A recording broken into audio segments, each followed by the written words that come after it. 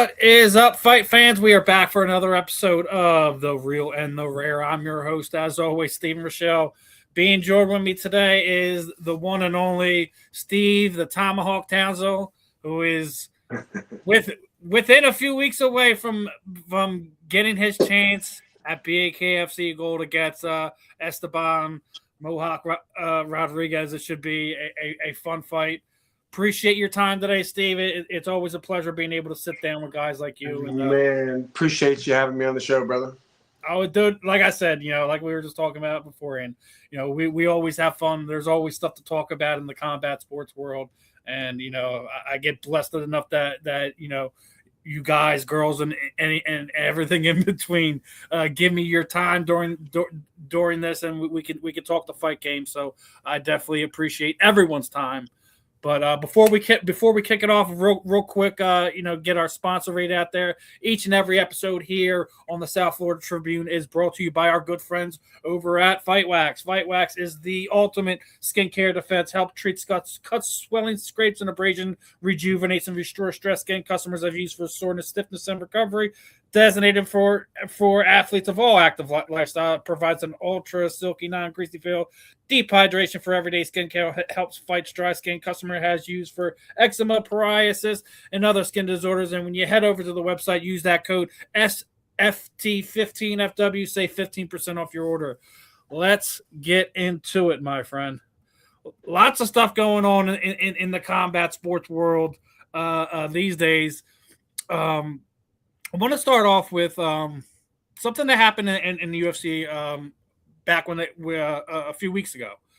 So apparently the Athletic Commission is withholding purses from Paddy Pimblett, from Gage, because they jump the cage. So what? So I want to get your opinion on this. Now, obviously, a lot of you guys, you are full of energy and emotion, especially if you have a big stoppage win, etc. Jumping the cage is kind of like almost like a rite of passage when we're talking about MMA and boxing, and bare knuckles no different. A lot of times guys get out of the fighting arena, so to speak. So I got to ask you, obviously every athletic commission has different rules on how and what they want to enforce and what they don't want to enforce. I want to get your opinion on this. Is withholding guys' purses and or fining them for jumping the cage, jumping in the crowd, etc. Do you feel that's a proper punishment? I think rules should definitely be on a regular basis being fired. I feel like rules should definitely be put in place, and I think a lot of it's to protect the athletes as well as maybe the crowd. But you guys, we're not just fighters, we're entertainers. So when it comes to certain things that we do, whether it's a celebration dance in an end zone, a backflip off of a cage, or anything like that, you guys are taking away a little bit of the individuality that you begged us for, that you asked us to put on. We are putting on a show. Yes, it is combat sports. Yes, we're here to fight. But this is the entertainment business, you know what I mean? So even though I do feel like rules should probably be in place, taking somebody's purse or fining them something is kind of ridiculous when we're doing what we're supposed to be doing, unless it's just like wild and out of range of what you should be doing. Yeah, I think that's kind of crazy. I think it's crazy on a couple different levels. One thing, you guys don't get paid nearly enough what you should, regardless if you're the champion, if you're a UFC champion, if you're a boxing champion, you guys get paid peanuts to compare to other athletes in other sports. And the only time I think if I'm a commission member, whether it's PA, California, Texas, whatever, the only time I'm going to stand on this rule if there's something that happens because you do that.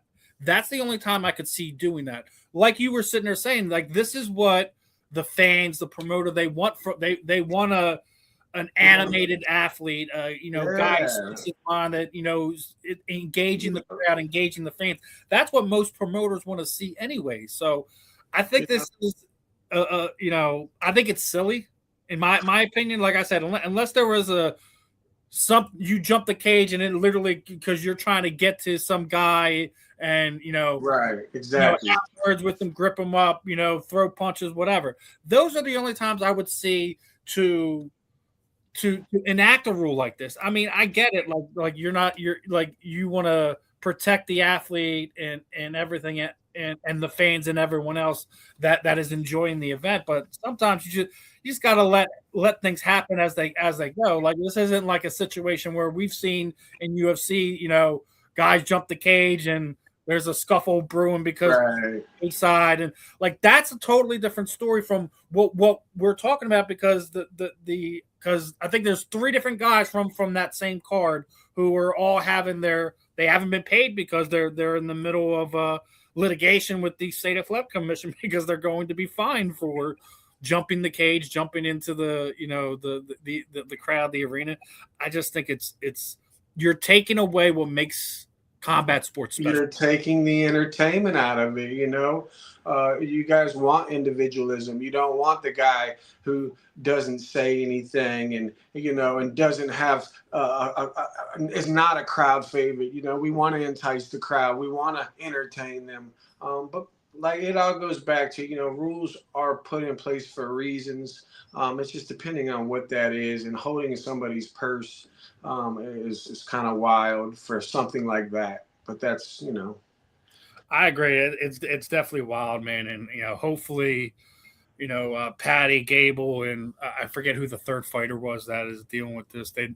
They're not fined, and they're able to kind of enjoy the fruits of their labor, man. It's it blew my mind when I seen this, and like I said, I get it because each athletic commission has different rule sets and things they want to enforce, but like this is one of the ones like really this is the one we're going to enforce on this situation. This of all things, y'all got to deal with enough, your medicals, your blood work, you gotta everything you guys got to go through just to get to the fight. And then definitely a lot behind the scenes, that people don't know about, the things that we have to go through. And yeah, everybody outside of the fighting world thinks that we're out here making the big bucks. But the truth is the majority of fighters probably work a full-time job and still do what they do. Mm-hmm. And it is wild. But as the sport grows, so do individuals, and I think purses are growing a little bit more. I think the fighting and the combat world is growing in that aspect as well.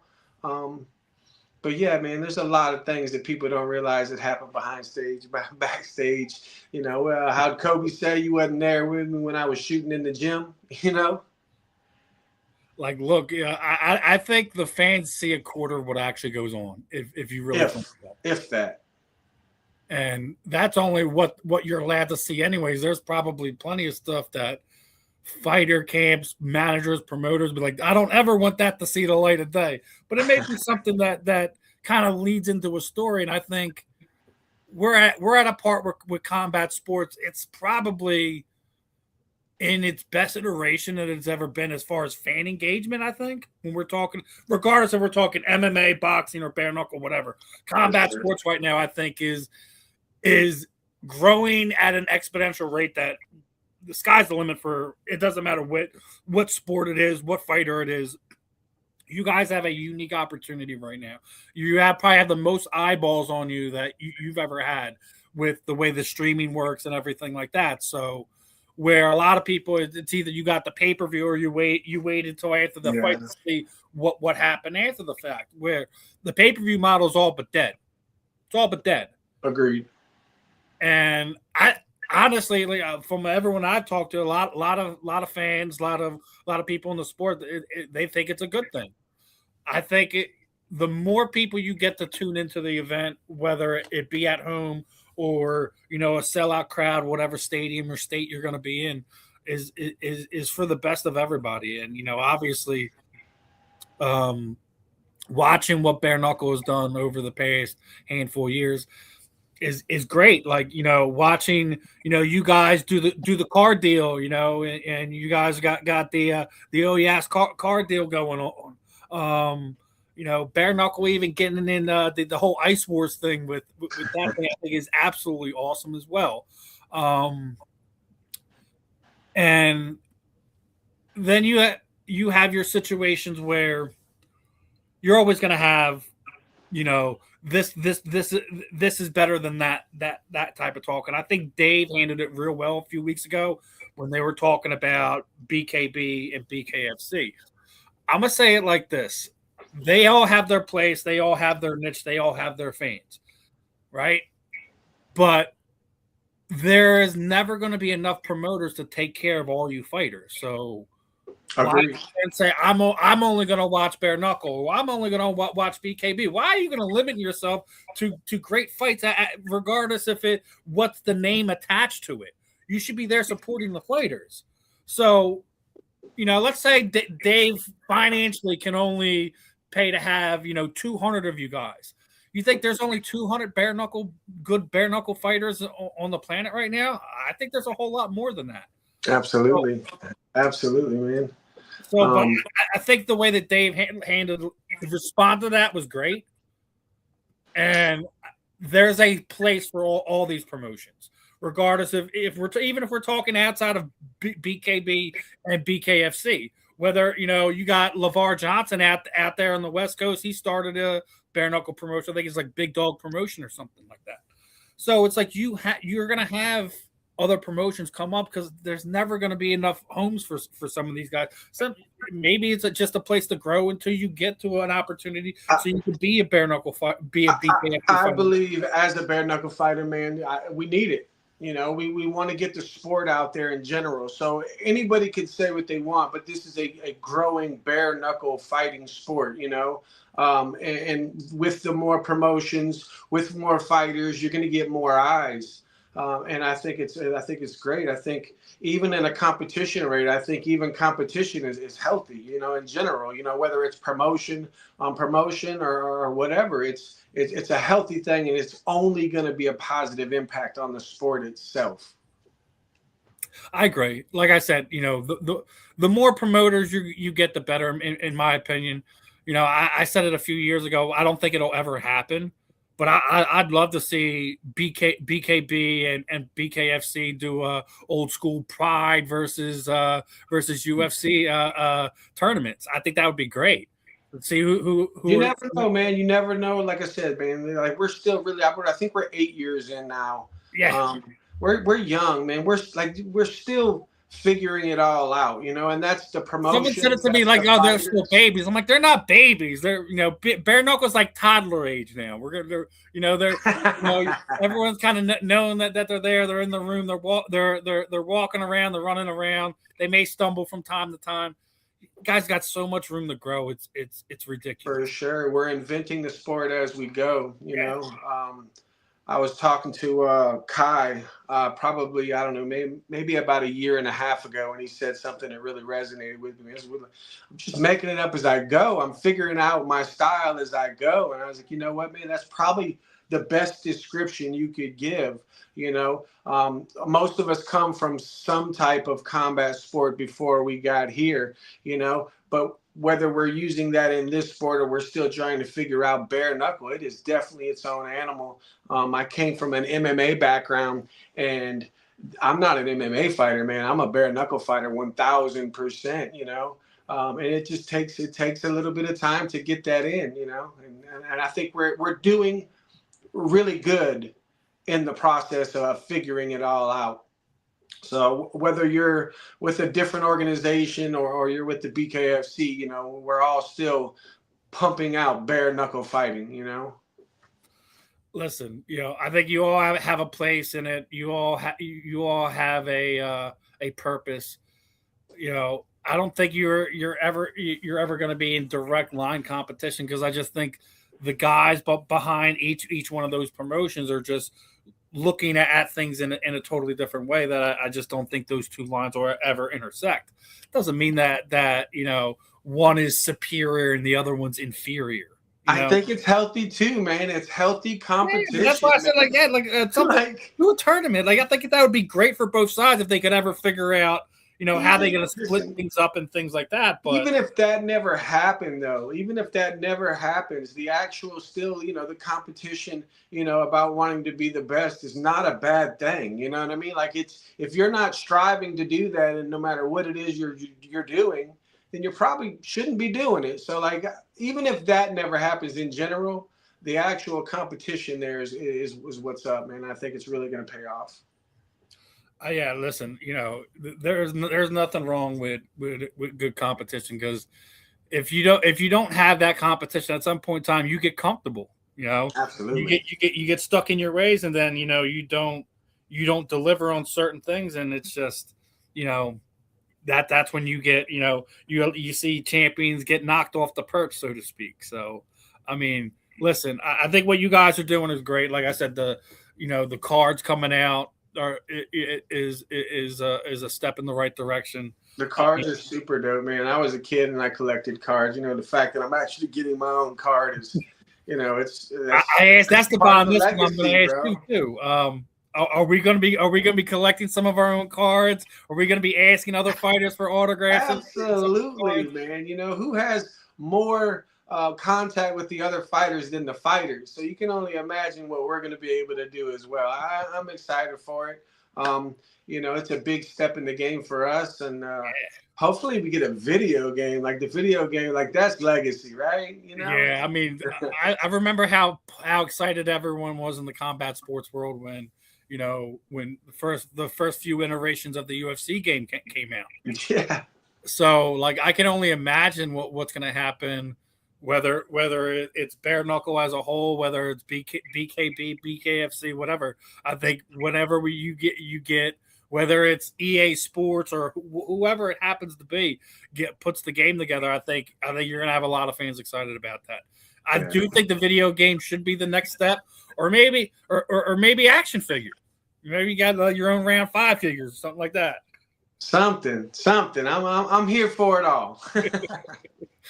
Hey man, and here for it all, I gotta ask you. The BKFC Cruise is kind of a unique situation all its own. Are you gonna try to be involved in that or what, brother? I've been told that I'm supposed to be on that card. Right now I've got something in front of me. In the past, man, I've got ahead of myself before it was time. Right now, my focus is September 11th. You know what I mean? Like that's the show. Regardless, I plan on being on the cruise. It's a first of its kind. It's part of the legacy as well, But definitely, I think first time we're gonna have a fight on a boat. That's all I'm gonna say. You know what I'm saying, man? Like that's just like it's already gonna be a unique experience because you're gonna have all them fighters on a boat with fans. And like, listen, that's gonna be a unique experience. Whether you're gonna be fighting on the card or not, or if you're just gonna be enjoying the cruise with your fellow fighters and fans. That's something the BKFC does really well. I mean, if you've ever been to the shows, man, you guys have got the fighters out in the crowd, circulating, meeting fans. They're really good at doing that. They don't have a problem with saying, hey, let's get 5 of these, 6 of these guys, 10 of these guys. We're going to fly them over here to this fight just to watch the fights, put them in the crowd and help build us up as well. So like they've been really good at doing that, and it's not even just the BKFC though. It's you guys as fighters sitting there saying, I want to see this fight. I want to go do that. But I said it about a month ago, and it was right after I did media for Liberty Brawl, and it was just what BKFC growth and popularity has grown so much over the past few years is what you were just touching on, Steve. No, you look at any of the 4 major sports, baseball, basketball, hockey, whatever. Name me where you have that much fan and athlete interaction at an event like that. It's unheard of, and I think that's why you guys have the spotlight on you the way you do. Why the growth of BKFC is as high as it is because the fan engagement with athlete is through the roof. Where other sports, normally when stuff like that, you have to do a paid meet and greet, and you're spending, $40, $60, $100 to get a X signed and a photograph. Right. Sometimes you're spending $40 to $50 just on the photograph. So it's like when you have engagement like that and the access like that, where there's not a single sport promotion or anything in between that compares to it, you guys are going to be continually kicking everyone in the teeth in this category, and I don't think that's going to stop anytime soon. Me neither, man. And not just that, man. We've got the NFL, the NHL. We've got all these other sports stars out to our shows. We've got the music industry stars, actors, businessmen, all coming out to these fights, man. And it's a meet and greet in general, But yes, BKFC fighters and the bare knuckle fighters are definitely out, man. We're definitely out with the crowd, taking pictures, meeting people, and hugging babies, man. Yeah, I mean, when I was at Knuckle Mania, I did run into you when we got this sign from HKA. We're actually going to be. I'm waiting to get a hold of Nick. I'm waiting to get a hold of Nick to announce the giveaway, but he's a busy man. A lot of things going on with HKA, but that's kind of what we were talking about. I got boxing gloves here that are signed up from just about every one of you guys. From the guys that were. I had probably more fighters that were in the crowd for weigh-ins and whatever than I did the actual fighters that were on the card. So, right. I mean, I'll say this once: if you're a fan of combat sports, continue to tune in. Go to the events. Go to the pre-fight press conferences, the weigh-ins, the whole nine, because you're bound to run into, if not one, several handful of fighters, and this is why I think the access is going to continue to just grow and be amazing for the fans, and it's a testament to what Dave's built, is a testament to who you guys are as fighters. So continue to do that, my friend. You guys are killing it. Man. Now, obviously, we were talking about the fight. Couldn't have asked for a better matchup. We get the Mohawk versus the Tomahawk. We've been seeing things, the Hawks versus Hawks. When you got the call, how excited are you for this? Esteban's, for all intents and purposes, the Cruiserweight champion. I'm super excited, man. First of all, we're both crowd favorites. Man, we both put on shows. What kind of fighter wouldn't want to fight like this? You know what I mean? Like, a couple fights ago, I actually, I'm the one that made the call out. And it was all out of, the respect of it, man. Like, I want to fight the guys on the top. I want to fight the monsters. I want to fight the guys that nobody else wants to fight. I believe for the most part, he wants the same thing, man. Like, I don't have anything bad to say about him, because generally he's a good person and a good fighter. Like, his energy is just so if you don't like this guy, man, something's probably wrong with you in general. We've had a friendly relationship throughout the entire time, either be commenting or just sending a message, man, good job on that fight. But at the end of the day, we're all chasing the same dream. We all want the same thing. And it's basically business, outside of the ring, we're going to chop it up, shoot the shit a little bit. But when it comes down to it, man, we're going in there and we want the same thing, and I'm extremely excited for this fight. And yes, I know he is the Cruiserweight champ right now, and we're fighting at this new iron weight. I think we're fighting at iron weight because the BKFC wanted this fight to happen as well. This isn't just a me or him wanting to fight, or even the fans. Like, the BKFC wants this fight to happen, I believe, too, and that's exactly why it's happening, regardless of the outcome of my last fight at Cruiserweight. Because walking away with a win, we'd be fighting for that title right now.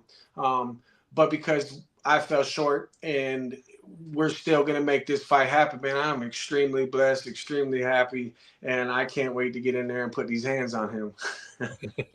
I mean, listen, it's going to be a fun fight, and as you already mentioned, he as I said, he brings an energy that is definitely unique to him, to the fight game, and it's infectious. It's really hard to find things to dislike about him. So, he's just being himself, man. He's just being himself, doing what he loves to do, and that's what this sport is about, man. Don't come up with some lame gimmick or somebody that you're not.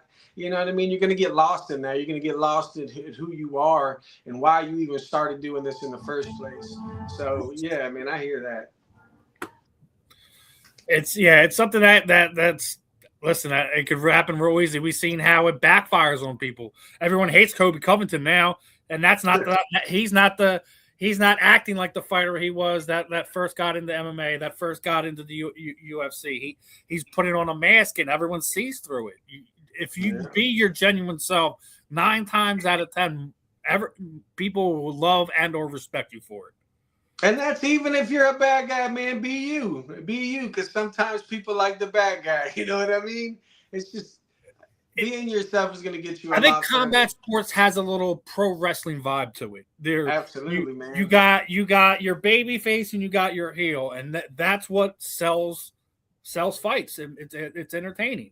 You know, you guys, and I think the other thing is you guys respect each other, but like you guys go after it. You know, compared to what you see in MMA and other things, like everyone was upset about, what happened here in Philadelphia. Ian Gary's like hugging Makachev, in the 5th round, where if he wins that round, he could very well win the belt and etc. And you just have this overly respecting. I think you guys, you had the respect, but you got to wait till that bell's over to sit there and do that type of stuff. Yeah, man. No second guessing, no softiness. It's about action in there, man. And it's this game of seconds and inches, man. And if you postpone your little move for a half a second, you're liable to get caught with something you shouldn't have. So. Yeah, listen. They say football's a game of inches, but I sit there and say combat sports is more game of inches and angles than you could ever see in football.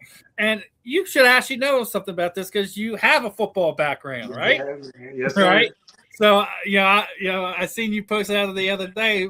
What actually made you go from being somebody who was chasing the dream of being a football player to getting into the combat sports realm? I was a big man, man. I was probably walking around at like 275, 285 pounds. I was a defensive lineman. It was my first love, man. I played football since I was like 8 years old. And it just got so much to be on my body. So at the age of 35, some things happened in life and I had to make some changes. That's you would think is a little older to even be playing football, much less starting your fighting career. But I sat out for a bit and I just got too bored with myself. And I went to like my first MMA show and I seen this and I was like, oh man, I could do this. That following Monday I was in the gym and I was kind of getting touched up a little bit. You know what I mean? It was just, it was like, this is what I expected, but man, I'm coming back. And it's just one thing led to another, man. And I just haven't been able to put it down. I loved football, but I am fighting. Like fighting is such a different thing for me. I was the guy that watched football on Monday, Thursday, Friday, Saturday, Sunday. I talked football. I breathed football. And now I barely watch any other sport besides combat. You know what I mean? Whether it be MMA, boxing, or of course the bare knuckle. But just my passions and everything is shifted. And I got told so much that I shouldn't or I couldn't do what I'm doing now, 11 years ago. But here I am at the top of the mountain, you know what I mean? Yeah. So I want to ask you this one because I sit there and say it all the time. The energy in a MMA crowd, a BKFC crowd is something you guys – it's an infectious energy that you guys feed off of that I think is a special bond. What is more exciting?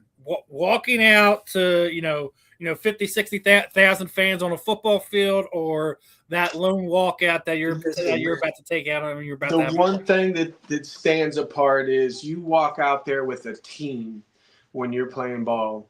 And it's great. It's fun, man. The energy's great, you know what I mean? But it's not the same as you walking out there down that walkway, listening to your music, man. You can't even see faces and they're all screaming for you or screaming at you.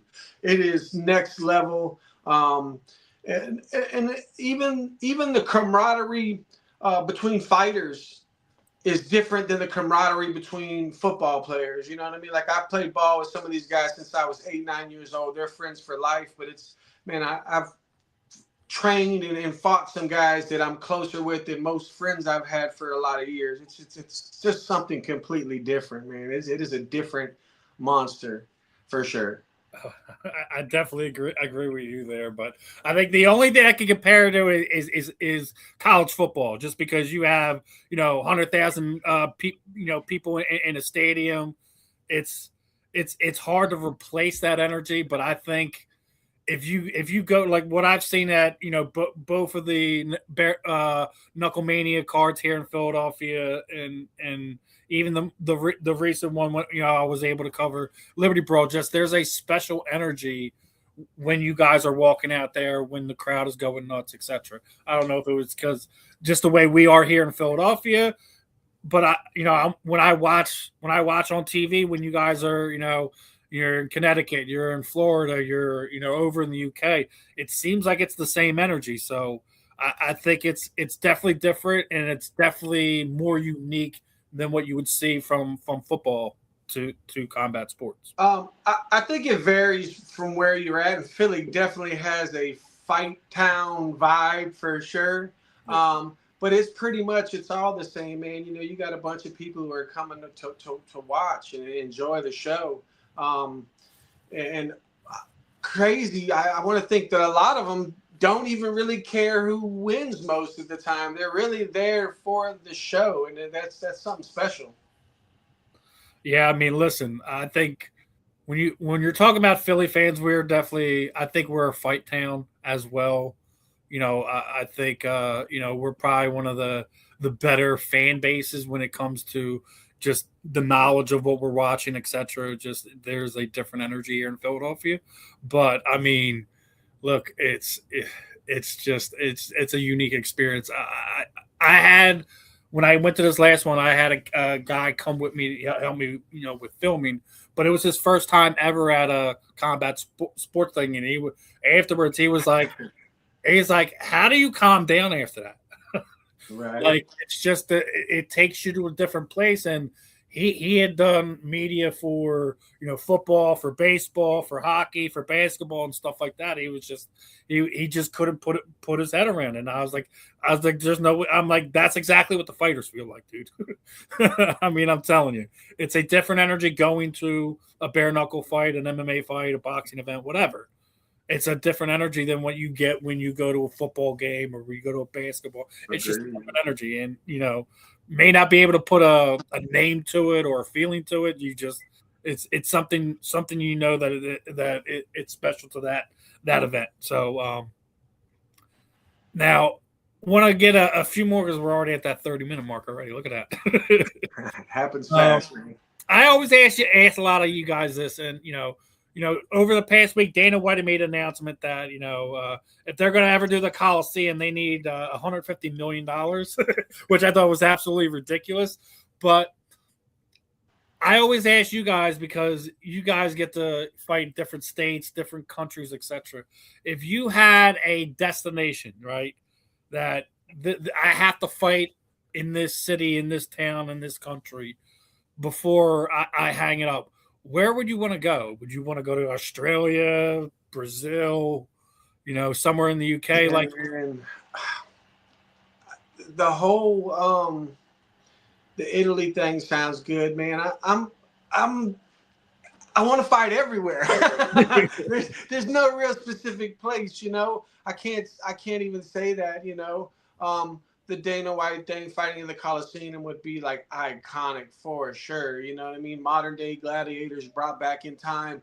You got to remember what the early UFC intro videos was. It was basically the gladiators from the Coliseum. Yeah, for sure.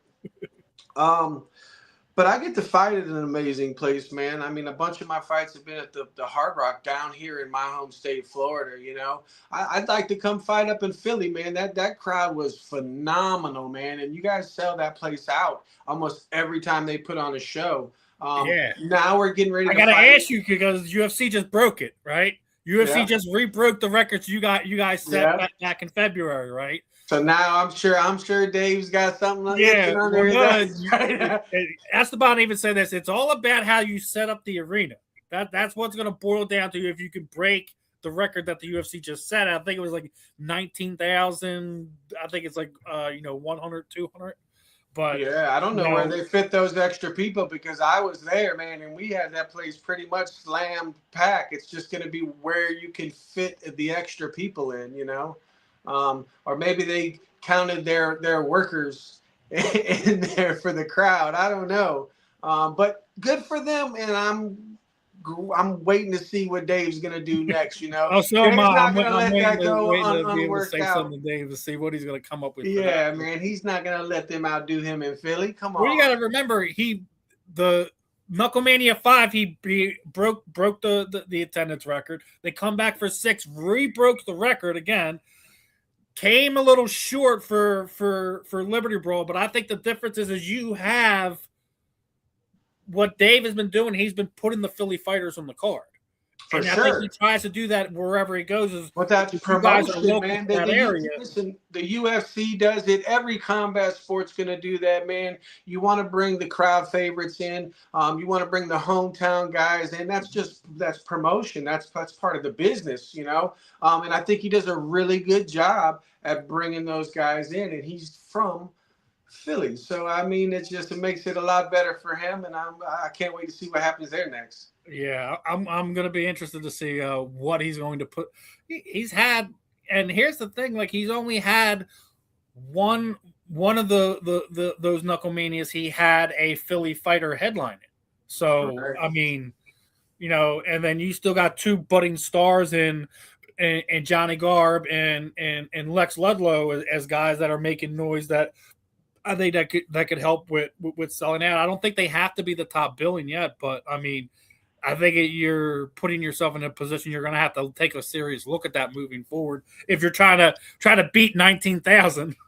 You know what? They're doing good, man. They're building up some of these guys. They're not rushing them right to the top, and that's how you build a following. You want to sell that place out. Imagine Garbrandt or one of those guys as the main event. You know what I mean? In his own hometown after he's been built up a little bit. And I think they're in the right direction. I think they're doing a really good job of that, and they're getting better at it. We were at a time where like only the co-main and main event might have got a chance to speak after they won their fight. Now they're doing better about letting each one of these guys get on there and say their little piece to project the character of this guy, to help promote them as individuals, which in tail is going to make the promotion better.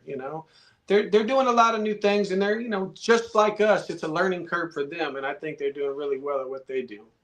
Yeah, I think what they're doing, and you hit it on the head. They're not just pushing, Johnny Garb to the top and just giving him a title fight and giving him top billing and stuff like that. They're doing it, building him up the proper way, because you don't want to give them too much, and then you completely destroy any momentum that this fighter's built because you wanted to rush him into that spot. So, I mean, it's going to be interesting to see what he does to continue to build on some of these guys, and not just the Philly guys that I mentioned. You'd mentioned Kai. Kai's not even – he was a wrestler.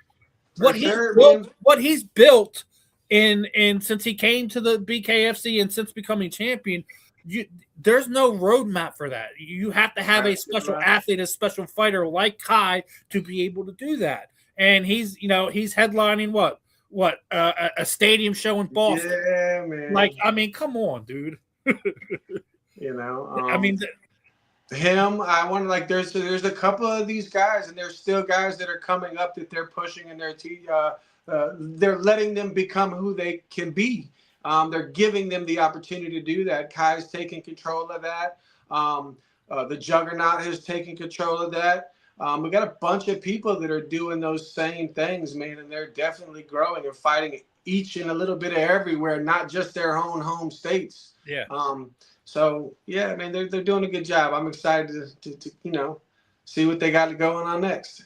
Yeah, and we've seen some good stuff over the weekend too, man. Because Bryce Henry put on a show, man. That kid is for real. That kid. I know he's for real, and he's not even begun to touch the potential. We're still young. What is he? That's his seventh fight in. I've seen him in the gym. I've been to the gym. Yeah, man. He's gonna be a hard one to touch as well. I'm not saying that there's not going to be somebody on the other end of that, and someone else is going to figure it out. Let's make fights. Yeah, there's a lot of big fights that could happen. But yeah, man, I couldn't believe that they had him as the underdog. And, that was crazy. And I think Trinidad is an amazing fighter as well. And I thought, like, man, finally, Bryce is going to have someone who's got a little bit of a reach too, but he didn't struggle with the reach at all, and looked so sharp. Yeah, you guys have a lot of. I hate when I hear fans that don't really watch BKFC like, oh, well, they just built their names off the back of former UFC fighters. Like, no, they didn't. No, man. No, they didn't. Maybe some of the people that tuned in because former ex-UFC fighter was on the card. Sure, But I think Ben and Andre are the only former UFC fighters that actually became a champion. If memory serves me, right? That, and Mike's got the whole King of Violence thing going. I can't take that away from him. Can't take it away from him, but it's also at the same. Like, I like Mike, I like his style, but I also watching how he picks fights. I guess me personally, I'm not a fan of it. I want to see him fight the best fighters, and I don't think he's fought. He's not fought any slums though, man. Like, no, he hasn't. He hasn't fought many cleans or anybody that was just looking for a paycheck or anything like that. That moniker strictly stays on the Jake Paul side of the conversation. Yeah, but for sure, man, a lot of guys that are in the places, a lot of champions, we're the guys who helped, build with the company. We grew with the company. We've been here since, the beginning of the beginning, and we're still here, and we're still help promote it. And they see it, and they reward the ones that are doing what they're supposed to do. At the end of the day, I think that, like, they're working towards building the brand of the individual fighters, so the brand of the BKFC will continue to grow for sure. And there are a couple UFC guys or a couple Bellator guys that are still in the mix and are doing well. And there's a couple boxers, that were world champions and are doing well as well. But we're the bricks of the company, we're the guys that have been here since the beginning. We're the foundation, and I hope that they just keep building us up and the walls continue to grow. I think Lorenzo has probably one of the greatest stories, and I think that's why a lot of people really enjoy watching him fight outside of the fact that he's a tremendous fighter. Right. God was a tow truck driver, has been to jail. Now he's a 3-time champion. A three-weight. He's another guy, man. Come on, he's another guy. Even if you don't like him for whatever reason, man, you gotta respect the resume. You gotta respect the resume. There's a few times that I thought, man, he might lose this one, and he comes out on top, and he shows you something different. And I've also had the pleasure, man. I've had conversations with this guy, man. I've been able to be away from the cameras and have good. He's a real down to earth ass dude, man.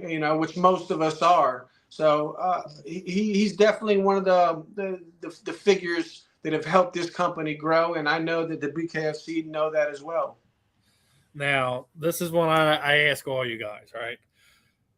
We hear the term GOAT being thrown around in all these sports all the time. And I think combat sports is the hardest one to do it because you got men, you got women, you got 7, 8, 9 different weight classes that you have to break down, right? So I figured the only way to be fair to do any kind of conversation on this, we're not talking about GOATs, right? Who is your Mount Rushmore of whether it be bare knuckle or just combat sports as all? If you're making your own Mount Rushmore, I'm gonna make a Mount Rushmore of bare knuckle because that's what it is, First, I'm gonna put Christina Ferreira up there, man. Like, right now, she's the queen of violence. Ain't no one can argue. Yeah, man. Her and I think Britain Hart is another one that helped build this company. It shows up each and every single time. And I'm going to put, I want to say Lorenzo, I'll put Lorenzo up there, man. He helped build the company so far. I'm gonna put that on there, man. And I'm also gonna put, I like Luis Palomino helped put this company Yeah, no, together. he did. People forget the work he did in the Man, you listen. I've been in the gym. I've trained in the camps with him. I've watched this guy come in first. I've watched this guy leave, one of the last guys to leave. I've asked him a lot of questions in the beginning of my career. I kind of looked up to him. And if I could say what I thought a world champion was and how they carried themselves, it would have been him and the way he done things. A lot of people talk stuff about the way he fights, but you guys are fighting for a world title against world champions. You know, any inch or any second or anything you miss or anything you do, the chances of you losing your fight is going to be that, man. So I'm just going to put the two, and I'm only digging out of the BKFC right now. There's a couple other bare knuckle fighters that I really think are big as well. I want to say Gustavo Trujillo is one of the best bare knuckle fighters and heavyweights that bare knuckles has seen, period.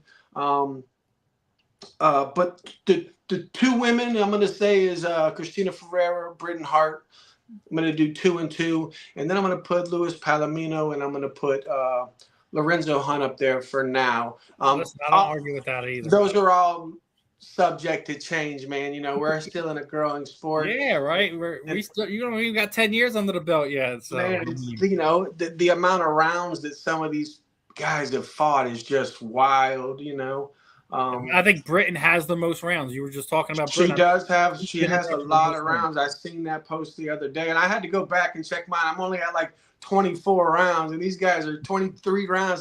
She's in the 60s now. I'm like, whoa. Crazy. Can you imagine if you counted the punches thrown? Because a lot of these guys and girls throw punches in bunches, man. So, yeah, like them, you know, I like giving people their flowers. Regardless if I want to fight them or not, you know. Listen, I have the same with saying, like, because everyone's like, if you're from Philly, you only support Philly sports. I'm like, listen, Philly fans, we different. Like, we can hate y'all, but at the same time, we still respect who you are as an athlete. Right. You know, we don't just completely ignore greatness, and I think that's why. We've seen this past offseason, you see LeBron James come to Philadelphia because I think he was getting sick and tired of just being dumped on by them LA fans. They spoiled out there. They do nothing but championships out there. So, yeah, you have to respect the athlete regardless if you like him, loathe him, or indifferent.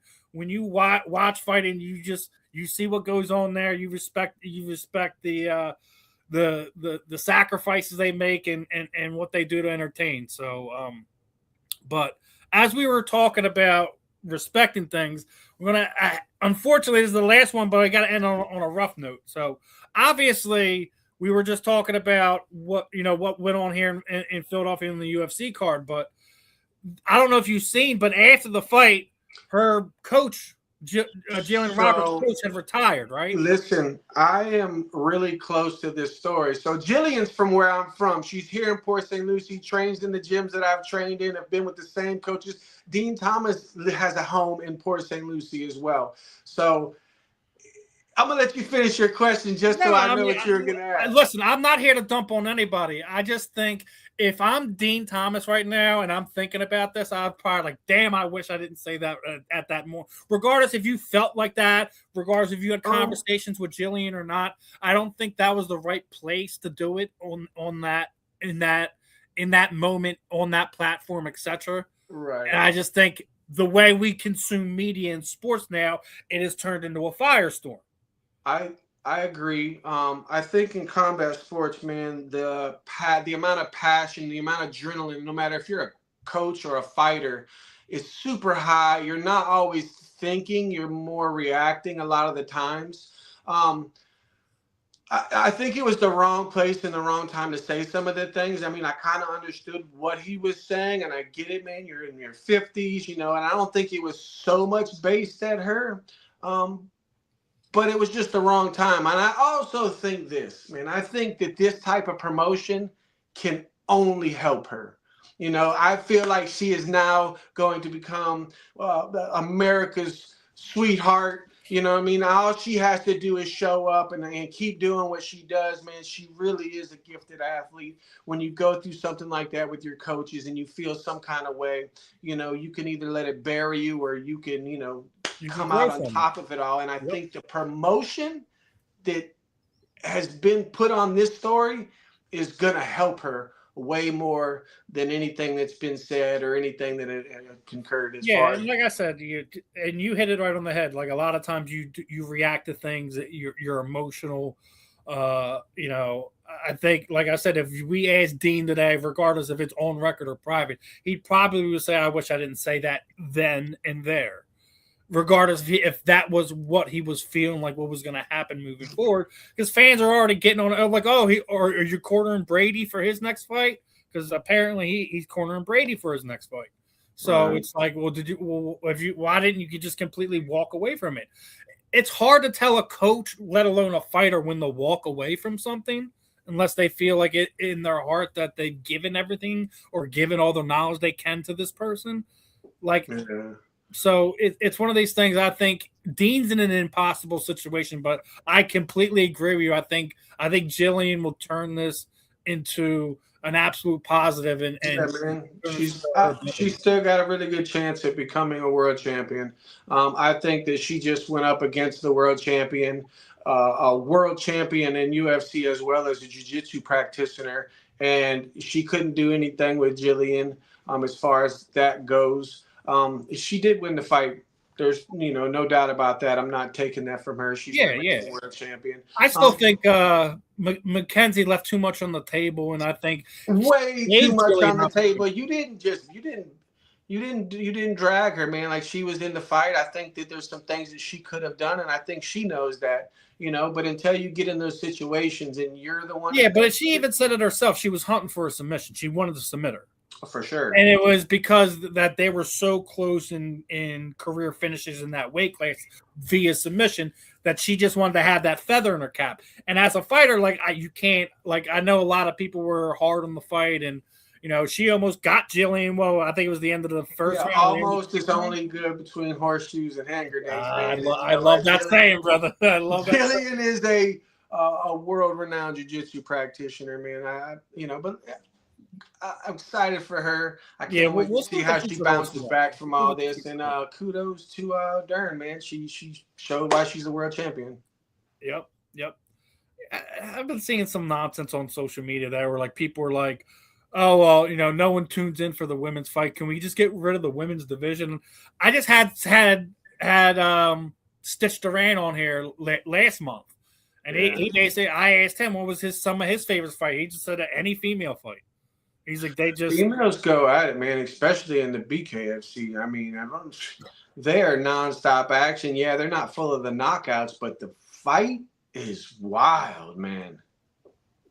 I said it then, and I'll say it again. The reason why is it don't matter if we're talking UFC, PFL, boxing, whatever. When you have a women's fight, they know one speed, and it's gas to the floor, and that's it. Agreed. You don't see any of these girls in there, and they're trying to pick their fights unless you're doing you see some of these quote unquote point fighters, but it doesn't really happen on the women's side of things. That's why I think some of these quote unquote experts running their mouths for clicks or whatever on social media. Man. The one guy, I'm not even going to say his name, but there's one that's been a prominent media member in the MMA world, and I just don't get his disdain for the women fights when you guy barely pays attention to the other fights as it is anyways. But hey, man, sometimes they're stuck in their ways, man, and it's going to take a lot. I think you just said it right there. Stuck in their ways. They just won't look at the combat sports world in that way. They're stuck to where things were before Ronda Rousey, before Chrissy Martin, before Layla Ali, and all these other, women combat sport pioneers that have made tremendous impact in the combat sports world. But, not even just for women fighters, but in the combat sports in general. You know what I mean? Mm-hmm. They've definitely pave the way for other women, but they're paving the way for fighters, man. Like it, regardless. But hey, like we said, man, people are going to be who they are. They're always going to show themselves to the world. So yes, sir. Now, as we wrap this one up, Steve, what I typically do is kind of throw the proverbial microphone over you. Anyone you would like to thank, training partners, teammates, shoot out your social sites, any sponsors that you may have, any charities you're working with, any parting words of wisdom to the listeners today. The time is yours, my friend. And I'd like to thank Martin County PAL for opening up the doors for me down here, man. Always the gym, always somewhere for me to train. The service that they're providing for the kids these days. Kids are the future, man. You guys are doing an amazing job. Seattle Boxing down in Miami. That's where I'm training now with the Miami Assassins and some of them. My coach, Byron Zamora, always being there for me, making sure that I got them on top of things. Dynamic Wellness, one of my sponsors, man. Thank you guys so much. The Alliance Group, my management team, All In. HKA, you guys are keeping me geared up, man. I appreciate you guys. All my fans, all my friends, and definitely, man, all my haters. When you're with me, you're with me. If you ain't, you ain't. But you guys are still coming out, watching the show, and I appreciate each and every one of you guys. September 11th, we are coming out. Hollywood, Florida, guys. Make sure that you get your tickets. Get at me. If you can't, make sure that you go ahead and tune in from the couch. It's going to be a show. And even though that we are not the main event, we will be the main event that night, guys. Listen, if you ain't the main event, it don't matter. I think you guys are, in my opinion, the fight to kind of watch on that event. You guys both have a unique style. I think you guys leave everything in the proverbial ring. So I mean, not anything against anyone else that's going to be fighting. Not at all, man. Everybody's going to put on a show and do their own thing, man. I don't take nothing from none of these guys. They're all savages. This card is stacked. I'm just, I'm focused on what I got in front of me, and that's the old Mohawk. Well, let's see how the Tomahawk and the Mohawk plays out September 11th. It's going to be a great event, like you said, stack card. Steve, appreciate your time this afternoon. I don't say luck about anything you guys do, man, so I always say best of skill to you and Esteban come September 11th. I think it's going to be a great fight. I think it's going to be one of those fight of the year candidates, in my opinion. It just the way the style works out I think is going to be amazing for the fans. So it's going to be one. Appreciate your time, my friend. We'll definitely got to do this again in the future. Yes, sir. Best of skill, brother. Yes, sir, man. Thank you much. Not a problem, my friend. Later, bro. All right, everyone. That was Steve, the Tomahawk Townsel. Hey, listen, man, if you're not excited for this fight, I don't know what to tell you guys. I really don't. This is going to be a great event. If you haven't gotten tickets, or if you're in the area to get tickets, make sure you reach out. You reach out to Steve. You reach out to Esteban. You reach out to a fighter on the card. Do not miss this event. It should be a great one. Again, another fun one in the books. Make sure you guys are locked in for Wednesday. The Fan in the End, as myself, Ben, and Marvin are going to be sitting down with former NFL kicker Nick Lowry. Played for the Chiefs. Was their career points record guy for the longest time. Played for the Jets. Played for the Pats. We don't get enough love for the kicker, so definitely glad that Nick's going to give us some time. He will be on at 11:30 or no 12:30 Eastern, 9:30 Mountain Standard Time. So guys, appreciate that. QR code at the top. Make sure you guys are following, keeping up everything that's going on here on the South Florida Tribune. Other than that, I'm Steve. This was another episode of The Real and the Rare. I will catch you guys on the rebounds, my friend. Peace on out.